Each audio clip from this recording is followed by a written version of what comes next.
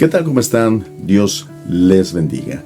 Nos encontramos una vez más aquí, en este espacio de Al Abrigo de Su Gracia. Les saluda su hermano, su amigo Sergio Pérez desde la Ciudad de México. Para todos los hermanos, para todos los amigos que siguen esta transmisión, que Dios me los bendiga mucho.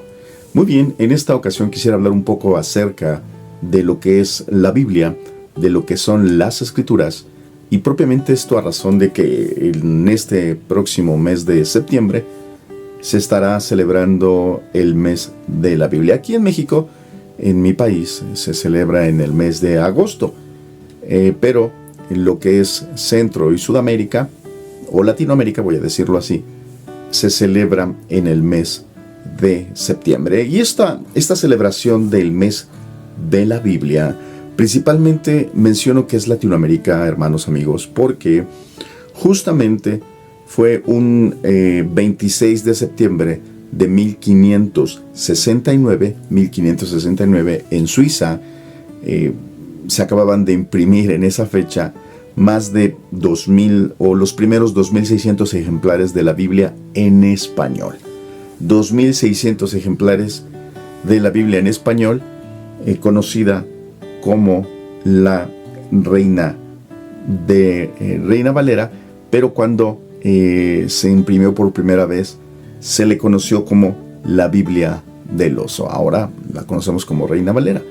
Por supuesto, reitero, esta Biblia, la Biblia del Oso, así es como se imprimió o se imprimieron los primeros ejemplares, a razón de las persecuciones que habían, porque no permitía, en este caso, la iglesia tradicional, la iglesia romana, católica romana, no permitía que la Biblia se tradujera a lenguas vernáculas.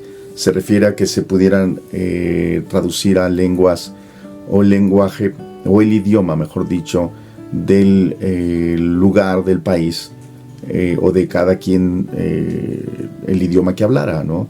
Si estaban en Alemania, en alemán, si estaban en Inglaterra, en inglés, etc. Entonces, en este respecto no permitían, porque la Biblia estaba en latín y solamente ellos podían, la iglesia romana, podía hacer uso y enseñar esta versión de la Biblia, es decir, la Biblia en latín. Propiamente es la Biblia de San Jerónimo. Pero bueno, no vamos a ahondar mucho en ello. Pero justamente en esta fecha, el 26 de septiembre de 1569, fue cuando se imprimieron estos 2,600 ejemplares, saliendo como la Biblia del Oso. La Biblia del Oso porque en la portada justamente había un oso subiendo a un árbol, y había un panal de abejas con la intención de comer la miel. Entonces salió así justamente por esto que les comento, por las persecuciones que había de aquellos que querían traducirla en su idioma natural, en su idioma propio, y esto no lo permitía la iglesia romana. Evidentemente aquellos que lo hacían eran perseguidos, eran encarcelados o bien eran muertos, lo que en su momento se conoció como la Santa Inquisición, que sirvió para muchas cosas, por supuesto, entre ellas perseguir a aquellos que traducían la Biblia en su propia lengua, en su propio idioma. Y curiosamente, hermanos amigos, 52 años después, en este respecto de que se da esta Biblia en español, es la Biblia en español, 56 años se da esta Biblia después de la Reforma Protestante. La Reforma Protestante que se dio en Alemania en 1517. ¿Sí? Lo sabemos, con Lutero, no vamos a ahondar en ello, pero curiosamente, 50 años un poquito más después, surge esta Biblia en español, que la hizo Casiodoro de Reina, hizo esta traducción, y posteriormente, casi 100 años después, revisada por Cipriano de Valera, surgiendo posteriormente así la Biblia Reina Valera. Pero bueno, a razón de eso es que se celebra este mes de la Biblia en español. Es una celebración que se da justamente aquí en Latinoamérica, en habla hispana. Y bueno, Esa es la reflexión que quiero traer en este día. Ya esto, desde 1569, podemos decir que existe esta traducción del griego, del hebreo, al español y un poco del arameo, pero principalmente hebreo, griego, al español. Y bueno, hermanos, la reflexión es, después de tanto tiempo, nosotros nos gozamos, o voy a decirlo así, nos jactamos de tener la Biblia en nuestras manos, de tener este gran tesoro, de tener la vida en nuestras manos, de poder entender y comprender que es un libro que transforma, que cambia, que de alguna manera condensa o contiene, por supuesto, o es el pensamiento de Dios revelado a los hombres.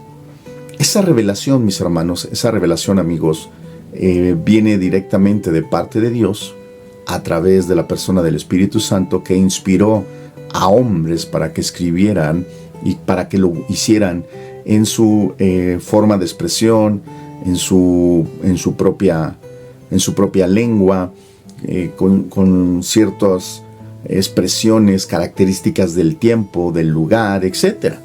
Pero con el propósito de poder revelarnos su voluntad. Dios permitió esto para poder revelarnos su voluntad.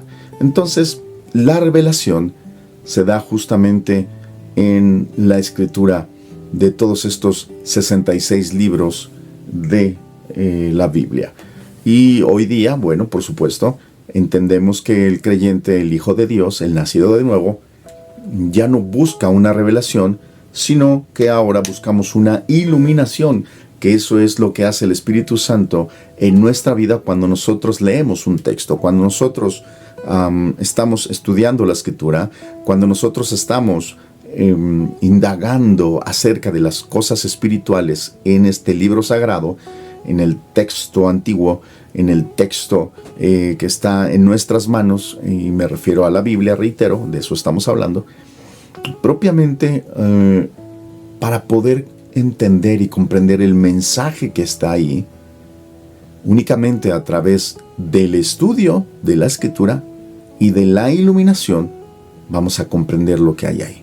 La iluminación es cuando el Espíritu Santo nos muestra lo que exegéticamente está ahí en el libro, lo que está escrito ahí en un cierto pasaje, en una cierta parte del texto, y que para nosotros justamente es algo que no habíamos entendido, que no habíamos comprendido, y que es totalmente elemental para nuestra vida, que es vital para nosotros.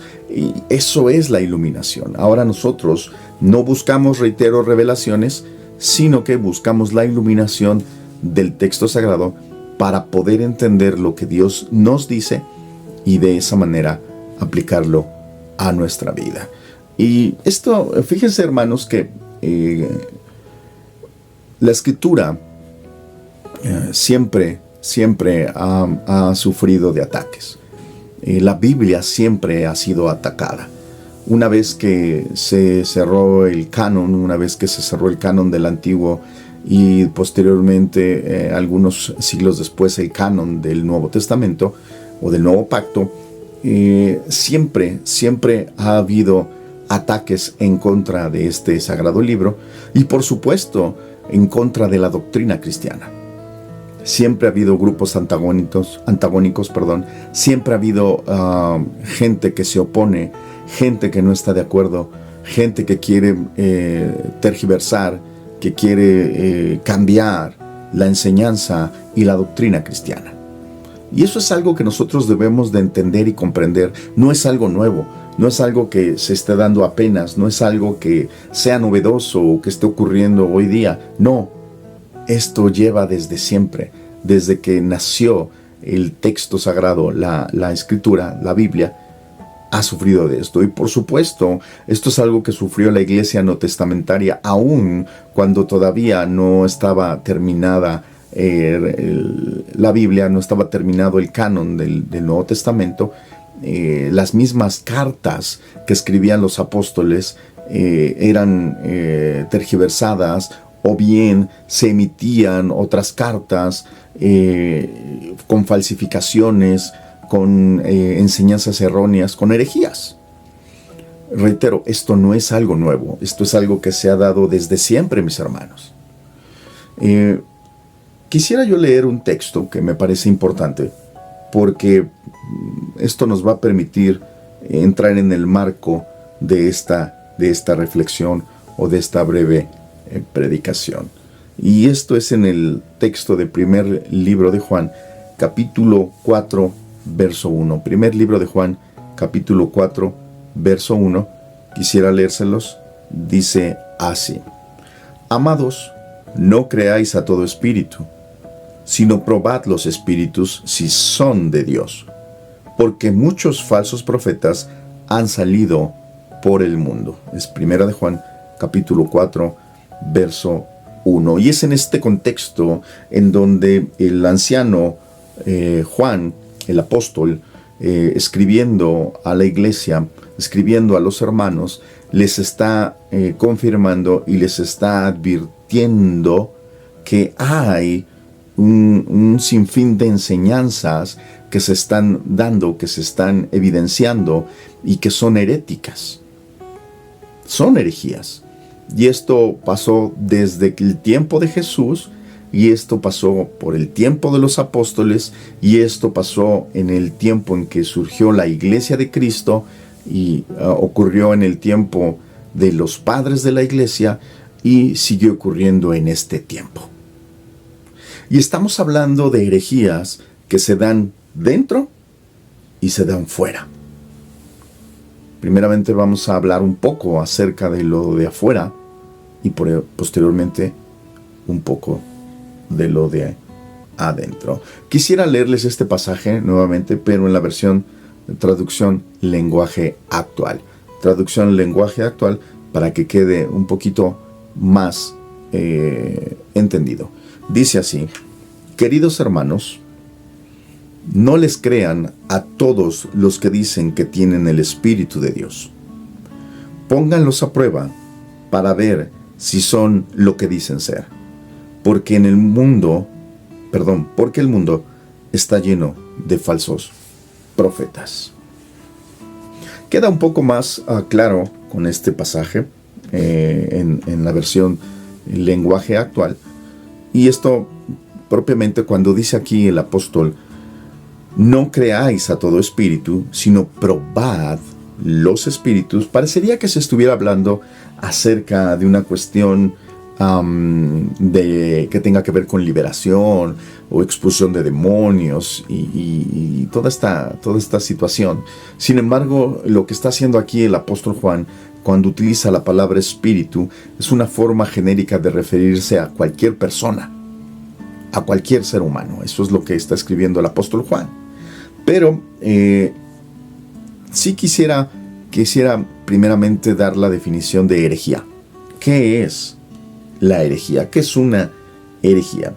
Una herejía, hermanos, es la contraposición a un grupo o conjunto de ideas que se tienen sobre creencias que han sido consideradas como irrevocables e inmutables.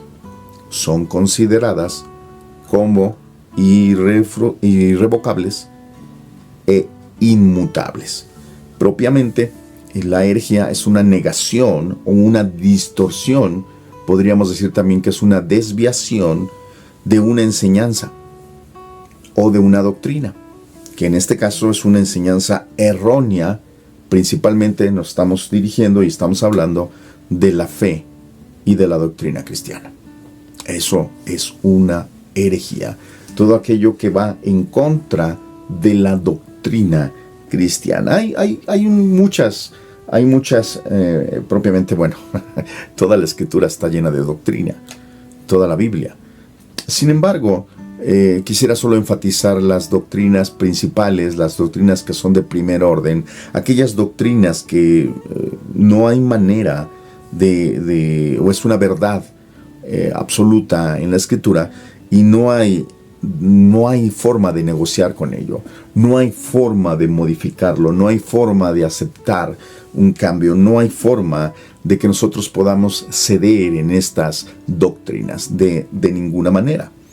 Porque, reitero, hay muchos grupos, hay muchos movimientos, hay muchas corrientes, inclusive sectas que buscan atacar, cambiar y tergiversar el mensaje de la fe cristiana. Curiosamente es el mensaje más atacado.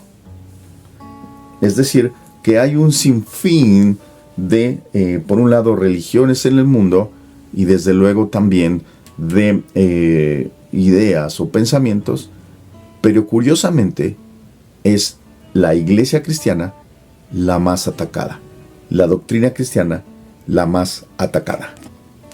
Exactamente es de llamar la atención por qué la fe cristiana es la más atacada. Pero bueno, entre algunas de las verdades doctrinales no negociables, hermanos, que son de primer orden, porque tenemos desde luego doctrinas de segundo orden, de tercer orden, pero de las doctrinas que son propiamente de primer orden, que no son negociables estas verdades, estamos hablando de la existencia de Dios, estamos hablando de la deidad de Cristo, estamos hablando de la salvación por fe, la Trinidad, la autoridad única y absoluta de las Escrituras, el mensaje del Evangelio, la persona del Espíritu Santo, entre otros.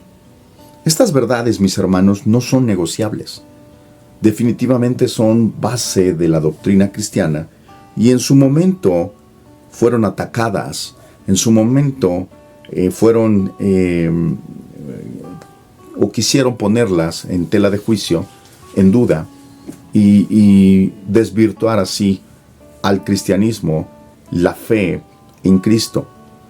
E inclusive, por supuesto que esto, reitero, sigue hasta nuestros días, pero mismo Cristo, el mismo Señor, tuvo situaciones, tuvo, pues sí, encontronazos con grupos de religiosos, grupos políticos que estaban en contra de lo que él predicaba, de lo que él enseñaba. Y por mencionar solamente algunos, hermanos, seguramente ustedes ubican muchos de estos grupos. El primero de ellos era el grupo de los fariseos, un grupo político religioso, reitero, en donde propiamente ellos eran observadores de la ley de Moisés, pero no solo eso, sino que también enseñaban la tradición de los ancianos. Hacían, es decir, ellos perfectamente conocían y enseñaban lo que Dios había establecido para el pueblo de Israel a través de Moisés, pero con el tiempo, por supuesto aquí estamos hablando del tiempo de Jesús, con el tiempo se fueron añadiendo una serie de preceptos y de enseñanzas de la, en este caso se le llama la ley oral, y se fueron agregando muchas cosas. Y eso también lo enseñaban los fariseos de tal manera que eran las costumbres de los ancianos, y hacían que el pueblo de Israel, hacían que la gente practicara estas enseñanzas, y eran este grupo propiamente son de los más destacados porque fueron de los que más atacaron a Jesús y de los cuales Jesús les decía hipócritas. Propiamente eran inflexibles con el pueblo, eran duros con el pueblo y eran totalmente falsos en aquello que querían enseñar y que propiamente ellos ni siquiera a veces practicaban, o lo llevaban a un punto, a un extremo que no había establecido Dios, sino que ellos habían agregado una serie de enseñanzas adicionales a lo que Dios había prescrito. Ahora bien, otro grupo con el cual también Jesús se encontró, tuvo situaciones directas, fueron con el grupo de los saduceos. El grupo de los saduceos, ellos directamente negaban, no creían en la resurrección de los muertos. Esto era algo directamente que no aceptaban, y no creían en la inmortalidad del alma tampoco. Y este grupo religioso, ellos curiosamente estaban a cargo del templo, estaban a cargo de las cosas del templo. Esto es una labor que ellos hacían, y que propiamente es un grupo que se le opuso a Jesús, y que ellos directamente le decían no creer en ello, pero aparte atacaban el evangelio, porque Jesús venía a hablar de vida eterna, Jesús venía a hablar de resurrección de muertos. El que cree en mí, aunque esté muerto, vivirá. Y esto es algo que ellos no aceptaban y que les causaba mucho, pero mucho impacto y mucho coraje. Tenían mucha ira a razón de ello. Está el grupo de los gnósticos. Los gnósticos, estos afirmaban, hasta hoy día también sigue existiendo el gnosticismo, pero los gnósticos decían que la salvación no se obtenía a través de la fe, directamente no aceptaban eso, sino que es a través de una iluminación espiritual. Ellos hablan acerca de la gnosis, es decir, del conocimiento. A través del conocimiento es como se puede obtener la salvación o la vida eterna, a través de un verdadero conocimiento, pero no a través de la fe, y mucho menos en la persona de Jesús. Eso es los gnósticos. Es un pensamiento totalmente científico, etc. También otro grupo con el cual se enfrentó Jesús eran los místicos. Los místicos, ellos creían que la superación espiritual venía a través de las experiencias sobrenaturales, de las experiencias en este caso paranormales inclusive, y todas estas revelaciones que en un momento podían tener en un estado de trance, en un estado en el cual ellos podían recibir visiones y cosas que iban a alimentar su espíritu, y que propiamente no tenían nada que ver con, en este caso, ni con Dios, ni con el Evangelio.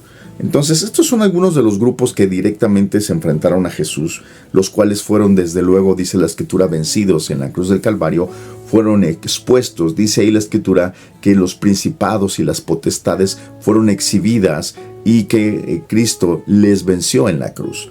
Entonces, esto es a lo que se refiere el pasaje. Jesús fue muy directo.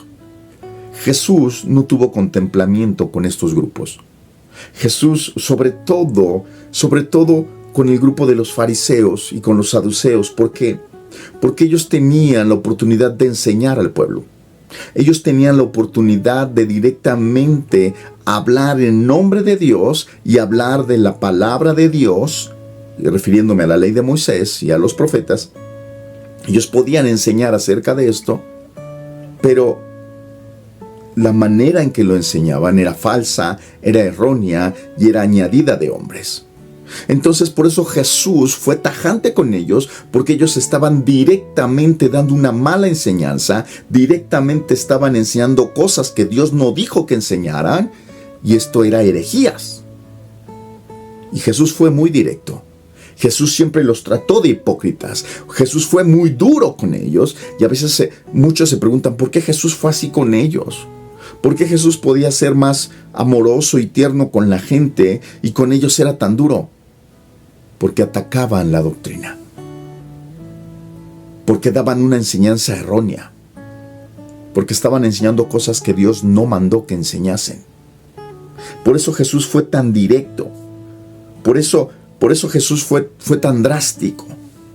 Porque propiamente no había ningún tipo de negociación. Jesús no fue flexible con esos grupos. Jesús no fue considerado con esos grupos. ¿Por qué? Porque la enseñanza estaba en juego. Y desde luego, el evangelio también. Fueron los grupos que se opusieron a los apóstoles también. Pero no solo eso, sino que surgieron un sinfín de grupos opositores. Una vez que Cristo murió y resucitó y ascendió, y que se empezó a esparcir el evangelio, no solamente en Jerusalén, sino en todas las regiones de Asia Mayor y Asia Menor, no solamente para los judíos, sino también para los gentiles, y el evangelio se esparcía y se multiplicaba, entonces había levantamiento de estos grupos. Y eso pasó no solamente en el primer siglo, sino posteriormente, siglo II, siglo III, siglo IV, es donde vemos los levantamientos más fuertes de estas doctrinas opositoras, de estas herejías, de estas falsas enseñanzas.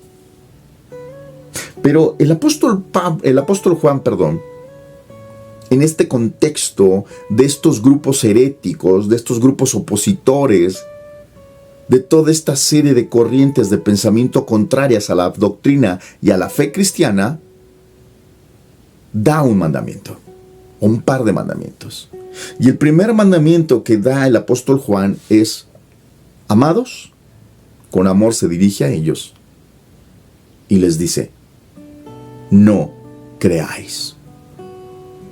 Lo primero que advierte el apóstol Juan es: no creáis a todo espíritu. No le creáis a toda persona, no le creáis a cualquiera que venga a hablar acerca de las cosas de Dios o del Espíritu diciendo como que viene de parte de Dios. No creáis a todo espíritu. El anciano Juan está advirtiendo, diciéndole a los creyentes: no creáis. ¿Por qué advierte primero esto? ¿Por qué hay esta advertencia con esta connotación de mandamiento? Porque en realidad más bien no es una advertencia, es un mandamiento. Pero ¿por qué es tan directo? ¿Por qué está tan...? En su original griego es directo el mandamiento, es tajante. No creáis. Porque cuando nosotros creemos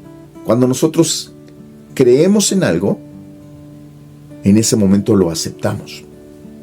Y no solamente lo aceptamos, sino que a veces lo defendemos, porque ya lo aceptamos, porque ya lo arropamos, porque ya fuimos persuadidos. Y dice el apóstol Juan: no creáis. Es un mandamiento, no creáis. Y si esto que se le dijo a los creyentes del primer siglo lo trasladamos a lo largo de todas las épocas, y desde luego a nuestros días, la obligación de cada creyente, de usted amigo o hermano en la fe, su obligación, su responsabilidad, primero, cuando escuche algo en relación al Evangelio, en relación a Dios, en relación a Cristo, es no creerlo. Inclusive con un servidor, ahorita que estoy dando este mensaje, su obligación como creyente, y yo siempre le he dicho, use su Biblia. Abra las Escrituras y dése cuenta de lo que estamos hablando, para ver si es real, para ver si es cierto. Aleluya. Lo que se está diciendo, en este caso dice el apóstol Juan: no creáis, no creáis. La palabra griega es pisteu. Pisteu significa ser persuadido, significa confiar, que de ahí viene la palabra pistis, que es fe, confianza en Dios. Entonces, el apóstol Juan dice: no creáis, no confíen, no sean persuadidos fácilmente. Prácticamente lo que está diciendo aquí el apóstol es: desconfía, no aceptes. Porque cuando aceptamos, ya no cuestionamos, ya no preguntamos, ya no indagamos, defendemos. ¿Por qué? Porque lo aceptamos, porque lo creímos. Así que el apóstol dice: no creáis a todo espíritu, a ninguna persona que hable de las cosas de Dios, que se diga cristiana o que viene de parte del Espíritu de Dios. Dice más bien: probad los espíritus. Probad que esa persona está diciendo la verdad. Prueba lo que está diciendo. Prueba lo que dice ser y prueba de lo que dice estar hablando. Pruébalo. Compruébalo. Evidencíalo. ¿Por qué no debemos creer? Porque falsos, no solamente profetas, maestros, pastores, apóstoles, andan por el mundo, han salido por el mundo. Líderes, gente que tiene una opinión, o que son líderes de opinión, mejor dicho. Gente que es reconocida porque está en televisión o en las redes y que se convierte en un líder de opinión, lo que en las redes sociales le llaman influencer. No creáis, porque hay muchos falsos maestros, profetas, gente enseñando herejías, falsas enseñanzas en contra del Evangelio de Cristo. No creáis. Prueba. Ese es el segundo mandamiento. El primer mandamiento es no lo creas. El segundo mandamiento es prueba. Prueba los espíritus. Prueba a la persona. Prueba lo que está diciendo. Prueba lo que dice. Probar en su original griego es la palabra dokimazo. Dokimazo en griego significa probar con el fin de demostrar que algo es aceptable, que propiamente es aprobado, que algo es auténtico. Ese es el propósito de probar, ver si algo es auténtico. Hoy día hay muchas falsificaciones de todo. A este mercado se le llama piratería. Es una imitación, es una copia barata de algo. Hoy día se piratea todo, se copia todo. Las marcas, en cuanto a la ropa, artículos, mochilas, zapatos, relojes, lentes, gafas, cinturones, artículos. Hay una copia barata.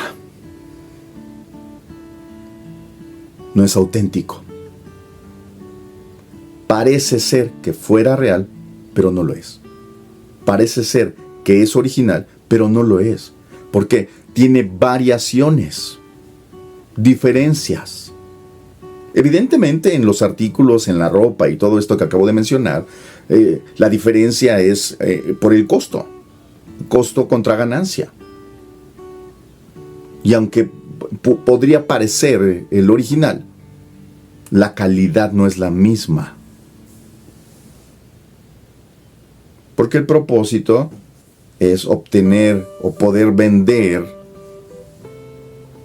a la demanda general del público un artículo con el diseño idéntico de un original, pero con una calidad baja, por ende un costo más bajo. Entonces, estamos viendo que estamos sufriendo una crisis doctrinal. Estamos viendo que estamos sufriendo una crisis de las verdades de Dios, de la doctrina de la fe cristiana, y que todo el tiempo ha sido atacada la fe en Cristo. Por eso el apóstol Juan da estos mandamientos de no creáis y prueba aquellos que dicen venir de parte de Dios. Porque hay muchos falsos maestros, hay muchos falsos profetas. Entonces, la manera en la que nosotros vamos a hacer la prueba, ¿cómo debemos de probar? ¿Cómo probamos algo? ¿Cómo comprobamos si es verdad? ¿Cómo comprobamos?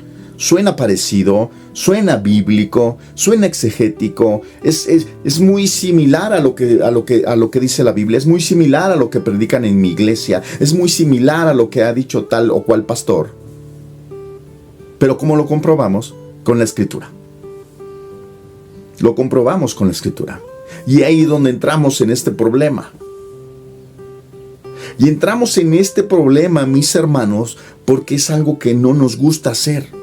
Estudiar la Escritura, leer la palabra. Tenemos un conflicto con ello.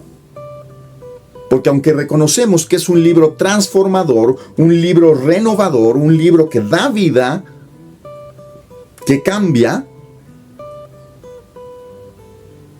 buscamos no leerlo, buscamos no estudiarlo.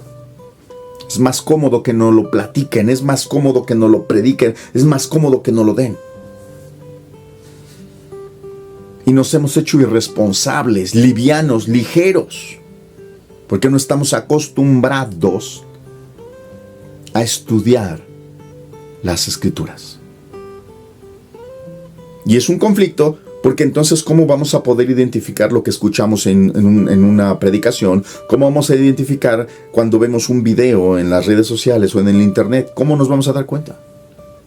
¿Cómo vamos a comprobar que lo que nos están enseñando en nuestra iglesia es correcto y es bíblico? ¿Cómo vamos a comprobar que lo que ese líder, ese maestro, esa persona nos está predicando, nos está enseñando, está bien conforme a la voluntad y a la palabra de Dios y a la sana doctrina?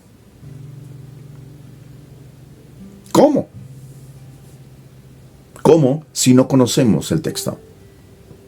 Ya lo tenemos en nuestro idioma. El mes de septiembre se va a celebrar 456 años que ya tenemos en nuestro idioma la Biblia. 456 años en este 2025 de que la Biblia está en español. ¿Cuánto conocemos de este maravilloso libro? Y no se trata de aprendernos los versículos y los capítulos tal cual. Aunque eso es fenomenal y está bien, no se trata de hacer un aprendizaje intelectual de ello, sino de cuánta iluminación tenemos de eso que está ahí escrito. ¿Cómo defendemos la doctrina? ¿Cómo defendemos la Trinidad? ¿Cómo defendemos la deidad de Cristo? ¿Cómo defendemos a Dios? Porque Dios no necesita ser defendido, pero me refiero a la doctrina. ¿Cómo defendemos y hablamos acerca de la persona del Espíritu Santo si no conocemos el texto? ¿Cómo lo hacemos? Estamos obligados, mis hermanos, mis amigos, a discernir, a colar, como si hubiera un colador. Perdón, le pegué al micrófono. Como si hubiera un colador, para que no todo pase. No a todo debemos de decir amén. No todo lo podemos aceptar. No a todo lo podemos aplaudir. No lo podemos hacer, mis hermanos. Quisiera leerles algo en Hechos capítulos 17, verso 10 y 12. Hechos 17, verso 10 y 12. Para muchos va a ser muy conocido este pasaje. Dice así: inmediatamente los hermanos enviaron de noche a Pablo y a Silas hasta Berea. Y ellos, habiendo llegado, entraron en la sinagoga de los judíos. Y estos eran más nobles que los que estaban en Tesalónica, pues recibieron la palabra con toda solicitud, escudriñando cada día las Escrituras para ver si estas cosas eran así. Así que creyeron muchos de ellos, y mujeres griegas de distinción, y no pocos hombres. Muchos dicen los cristianos de Berea. En realidad, la gente de Berea eran judíos, porque estamos hablando de una sinagoga, y estamos hablando que era gente que comprobaba que lo que estaba diciendo Pablo y Silas fuera palabra de Dios. La manera en que lo podían comprobar era revisando la ley de Moisés, pero sobre todo los profetas. Los profetas. Entonces, mis hermanos, al darse cuenta, cuando escudriñaban, la palabra escudriñar significa distinguir mediante un juicio que va de arriba a abajo. Eso significa en griego, revisar algo de arriba a abajo. Es decir, examinar, investigar, pero de forma minuciosa, mediante un proceso de estudio. una evaluación y se emite entonces un juicio cuidadoso. Así que se debe de investigar y se debe de cuestionar. ¿Por qué? Porque estos hermanos, estas personas en Berea, lo hicieron. Los judíos de Berea escudriñaron en las escrituras, escudriñaron en las profecías, en la ley, lo que Pablo y lo que Silas estaban diciendo acerca de este Jesucristo que les estaban hablando. Y lo comprobaron y creyeron y aceptaron. Pero la gente de Berea no creyó enseguida que les predicaron, sino que ¿qué? Revisaron y examinaron. Así que, ¿cómo nos vamos a dar cuenta nosotros si un grupo o otros que se dicen ser cristianos nos dicen que Jesús es un ser creado y que no es Dios? ¿Cómo nos vamos a dar cuenta de eso? ¿Cómo nos vamos a dar cuenta cuando nos dicen es que Jesús carece de naturaleza divina? Esto de inmediato niega la Trinidad y niega la divinidad de Cristo. Esto no es otra cosa más que una corriente del arrianismo. Es una herejía del siglo IV que hasta nuestros días sigue, mis hermanos. El arrianismo, hermanos. Una herejía del siglo IV que hoy sigue hasta nuestros días. ¿Cómo vamos a defender o cómo nos vamos a dar cuenta con esta antigua creencia que nos habla de que Jesús no era plenamente humano, sino que en realidad nunca tuvo un cuerpo, sino que eso era como un reflejo solamente, que en realidad era una ilusión, era una apariencia, pero que no era un cuerpo humano, que en realidad Jesús siempre fue totalmente divino, pero no había un cuerpo humano? Esta era la corriente la corriente herética del docetismo. Y ellos decían que no, que en realidad Jesús era puramente divino y que no había cuerpo. Automáticamente esto, hermanos, niega no solamente la deidad de Cristo, sino que también su muerte y resurrección. Totalmente. Y niega la encarnación de Cristo. O la encarnación del Verbo, mejor dicho. ¿Cómo vamos a responder a los que afirman que Dios es solamente una sola persona? Solamente es uno solo y que se manifiesta en tres roles diferentes o en diferentes modos o roles. Pero que es solamente uno. Que en su momento estuvo en el modo de Padre, después fue en el modo del Cristo, en el modo del Hijo y después en el modo del Espíritu Santo. ¿Cómo vamos a responder a esto? Esto es el modalismo, otra herejía también, que niega la existencia de tres personas. No, solo hay una. Modalismo. O los unicitarios, hermano.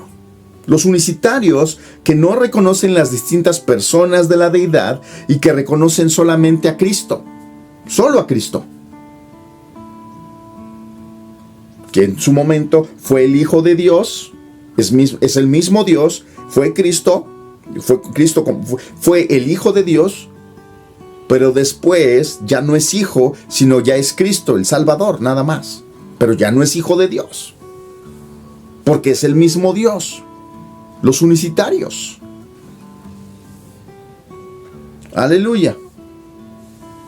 ¿Cómo vamos a responder a todo esto? ¿Cómo vamos a compartir? ¿Cómo vamos a justificar? ¿Cómo vamos a aceptar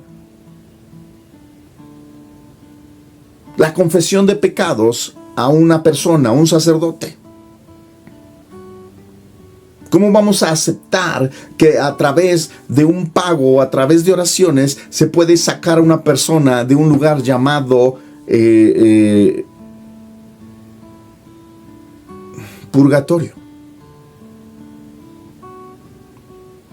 No lo iba a decir, pero bueno, ya lo dije. El purgatorio. Ya está muerto, bueno, vamos a hacer algunas misas, algunos rezos para sacarlo de ahí, del purgatorio. Y vamos a cobrar por esas misas. ¿Cómo vamos a aceptar la infalibilidad del Papa? ¿Cómo vamos a aceptar eso? La superioridad y la infalibilidad del Papa, Es infalible en lo que diga, en lo que enseñe y en el dogma que él presente. No tiene error y no se le puede criticar ni decir nada. Se acepta como un dogma, se acepta como una enseñanza, se acepta como una doctrina de la iglesia, aunque no esté en la Biblia. ¿Cómo vamos a aceptar eso como cristianos? Como creyentes, como hijos de Dios, nacidos de nuevo. ¿Cómo vamos a aceptar? ¿O cómo vamos a ser flexibles con el bautismo por los muertos? Bueno, ¿qué tiene de malo? Se cree en Dios, pero bueno, podemos bautizarnos por los muertos. Ya ellos murieron sin la salvación, pero a través del bautismo ellos pueden alcanzar salvación en el lugar de los muertos. Bueno, sí está bien la Biblia, pero también hay otro libro más, que es la revelación para las Américas, para este tiempo, para el tiempo final, que recibió un señor llamado Joseph Smith, los mormones. ¿Cómo vamos a negociar eso? ¿Cómo vamos a negociar el que se niegue la persona del Espíritu Santo y se diga que es una fuerza, que es una energía, pero que no es una persona? Pero que creemos en el mismo Dios, en el Dios Padre eterno, creador de todas las cosas, pero en realidad el Espíritu no es un espíritu, sino que es una fuerza. Los testigos de Jehová. ¿Cómo vamos a aceptar estas cosas? ¿Cómo vamos nosotros a ser piadosos con la doctrina? Amorosos. ¿Cómo vamos a hacer concesiones con esto? ¿Cómo? Y eso es solo por citar algunas cosas, mis hermanos. Y estoy hablando en este caso de cosas de afuera, pero también de cosas de adentro. Porque aquí en la Iglesia de Cristo a nivel mundial estamos hablando de un sinfín de cosas: la confesión positiva, la guerra espiritual,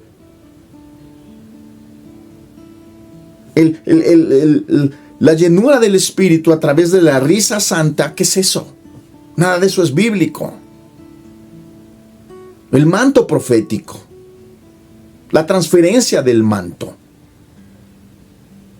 la transferencia de la doble unción, el evangelio de la prosperidad. Amado, yo deseo que seas prosperado en todas las cosas, se utiliza el pasaje. Debemos de tener dinero. Si no hay prosperidad, si no hay dinero, si no hay casa, si no hay coches, entonces estamos en pecado. ¿De dónde salió eso? ¿Qué está pasando?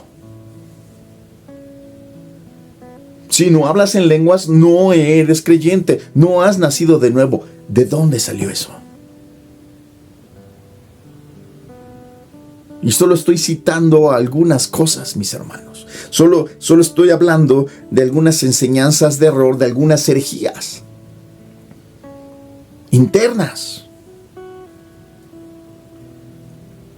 Hay un gran desconocimiento de este hermoso libro que se llama la Biblia. No conocemos la doctrina, no conocemos la ortodoxia cristiana, no la conocemos.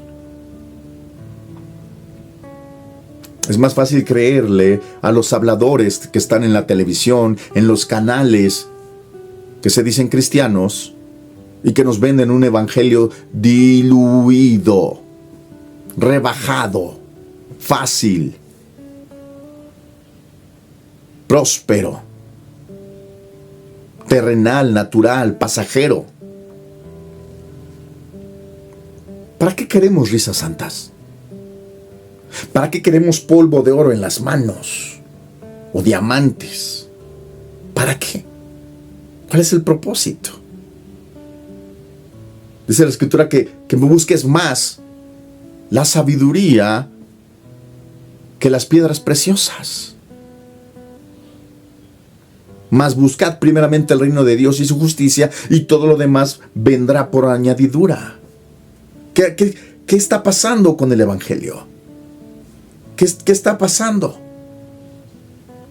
¿Por qué se ha diluido? ¿Por qué estamos siendo atacados por todos los flancos de afuera, pero también por los de adentro? Y no nos estamos dando cuenta. ¿Por qué? Porque no estamos probando los espíritus, no estamos probando a las personas, no estamos probando su mensaje, no estamos probando la predicación, no estamos probando el testimonio, no estamos probando nada de lo que nos están diciendo acerca de Dios o de su palabra. No lo estamos probando. Estamos creyendo, estamos aceptando, sin importar que sea una falsa enseñanza, que sea una herejía. Antes, en la iglesia no testamentaria, en el primer siglo, cualquiera de estas creencias eran desechadas. Se hacían concilios inclusive, para no dejar que se siguiera propagando estas falsas enseñanzas de error. Se detenían. Y el apóstol Pedro dice: hay muchas falsas enseñanzas como lo hubo en Israel. Así como hubo falsos profetas en Israel, también habrá falsas enseñanzas entre ustedes. Herejías destructivas que van a negar a Cristo. Aún aquellos que lo salvó, lo van a negar con sus falsas enseñanzas. Y muchos seguirán estas malas enseñanzas. Muchos irán detrás de estos falsos maestros. Y dice Pedro: y harán mercadería de ustedes. Harán mercadería de ustedes. ¿Les suena familiar? Buscarán tu dinero. Solamente eso. Te venderán ilusiones, falsas enseñanzas, mentiras ingeniosas, para ir tras tu dinero. 456 años de tener la Biblia en el español, en castellano. ¿Cuánto conocemos de este libro sagrado? ¿Cuánto tiempo le dedicamos en su estudio? Está bien leer algunos libros más adicionales. No está mal. No está mal leer otros libros cristianos. Pero siendo la primera lectura, el primer libro de estudio, la Biblia.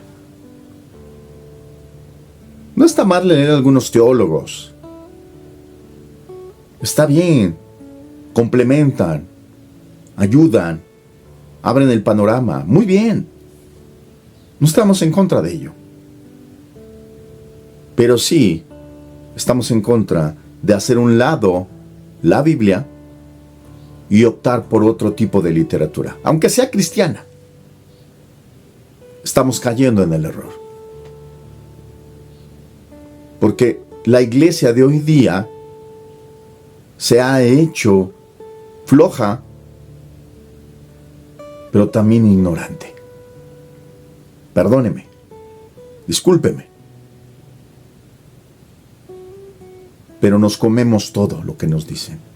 Nos comemos todo lo que nos predican. Y cada uno de nosotros somos responsables de lo que nos estamos comiendo. Cada uno de nosotros somos responsables de lo que estamos recibiendo, de lo que nos están hablando y de lo que nosotros estamos creyendo. Somos responsables cada uno de nosotros. Hablamos de los creyentes de Berea y los elogiamos. Qué bien lo hicieron los de Berea, excelente, qué bueno que lo hicieron. pero no replicamos ni un poco lo que ellos hicieron. Porque es muy fácil por internet, por cualquier plataforma, por las redes sociales, estar aceptando todo lo que se está diciendo. No importa que tenga un doctorado, un posgrado en teología. No importa. Tenemos que aprobarlo con la Escritura. Porque muchos falsos profetas y maestros han salido por el mundo. No creáis a todo espíritu, probad los espíritus. Es nuestra responsabilidad, hermanos. Cada uno de nosotros tenemos que abocarnos. Hoy día tenemos la tecnología. Antes no, hoy día sí. Podemos leer diferentes versiones de Biblia. Podemos leer diferentes versiones de un pasaje, hasta 10 versiones diferentes. Podemos buscarlo de forma interlineal para ver cómo se escribió en griego, si es el Nuevo Testamento, o en hebreo, si es el Antiguo Testamento. Podemos revisar la gramática, podemos ver el sentido, podemos utilizar la hermenéutica bíblica para entender el texto y saber qué es lo que quería decir el autor. Y me estoy refiriendo al escritor. Porque aunque Dios les inspiró propiamente para que escribieran lo que Dios les decía que hicieran, no les despojó de su personalidad, no les quitó su estilo, ni su pensamiento, ni su forma de comunicar de una persona a otra. Por eso se hace una exégesis para poder extraer el mensaje real. Somos responsables de seguir escuchando herejías o no. Somos responsables de creer herejías o no.